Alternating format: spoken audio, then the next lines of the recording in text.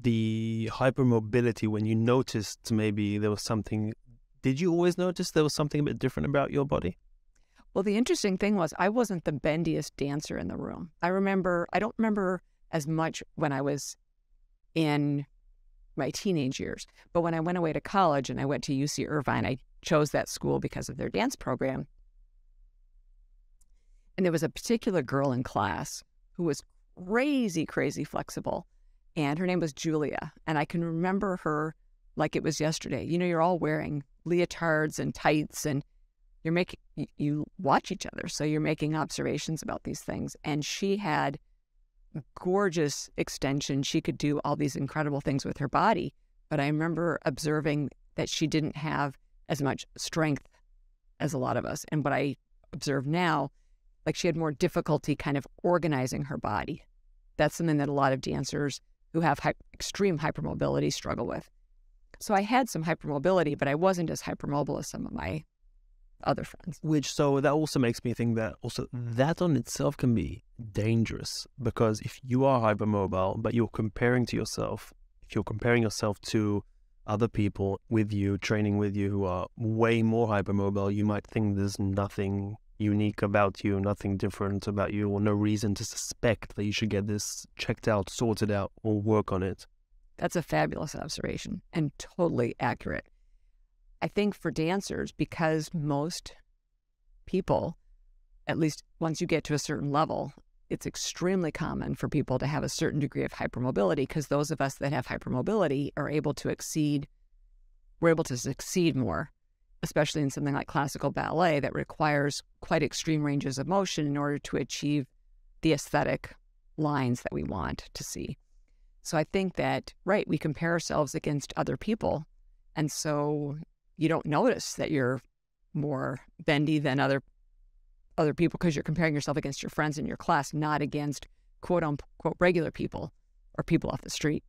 Yeah. And another thing you said there was, so we know someone can perform all these extreme range of motion movements, and they can do all these, I think you said it was a beautiful extensions or aesthetic lines. Yeah, all these things that maybe some dancers aspire to do and try and do, but they're lacking the strength. So what, they're just able to utilize the fact that they have this extreme range of motion to get into certain positions, but because of that, or they just don't develop the strength, or don't rely on certain elements of strength to get into positions because they can almost slip into it.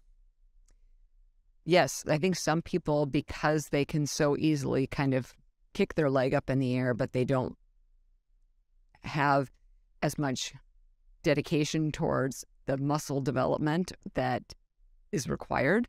But it's also harder to build muscle strength if you're hypermobile. And it kind of makes sense if you think from a physiologic standpoint. In order to build muscle mass, you need to be able to put a certain amount of load on the muscle, and then the muscle says, oh, I need to get stronger because of that activity that the person did earlier. If your joint is hypermobile, if you have more range of motion than is quote unquote normal, and let's say, for example, we're talking about the bicep, because that's a muscle I feel like a lot of people can understand. If your elbow hyperextends, you have to bring it into being just regular straight before you go into any kind of flexion at the elbow to strengthen the bicep. So it's, from a mechanical standpoint, can be harder to build muscle mass. And there's some interesting science being done too. We think that even people who are completely otherwise asymptomatic from joint hypermobility, that they do have more difficulties building muscle mass than quote unquote regular people.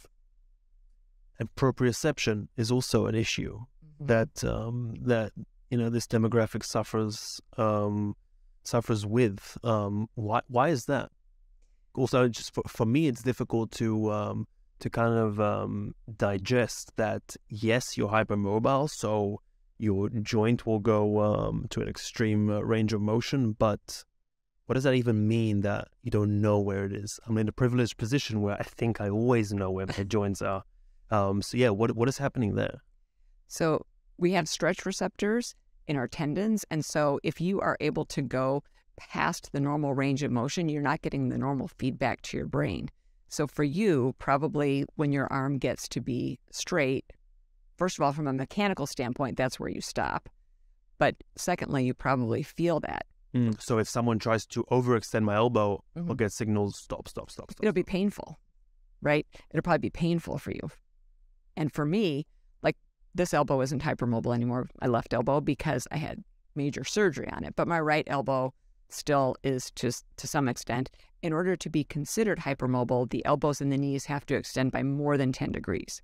So if I extend my elbow by just a few degrees, that's okay. But if I go more than 10 degrees, now we're saying, okay, that's actually going into the hypermobile range. My brain doesn't know that I should stop when it's straight. It doesn't feel that. So I just keep going and I go past being straight. And what can happen is the tissues on the opposite side are not supposed to be stretched like that. They're not supposed to have that kind of physical forces on them. So especially if we do it repetitively, this can be problematic.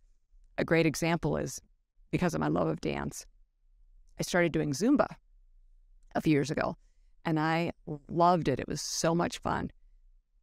But then I would look at the mirror, I would look at myself in the mirror, and I would realize I'm hyperextending my elbow. No wonder my elbows sometimes hurt after I take the class, because I'm not aware that I'm going into hyperextension in my elbow. I'm not trying to do that. It's just happening automatically. If you liked this video and you want to see more, make sure to subscribe below and don't forget to hit the notification button.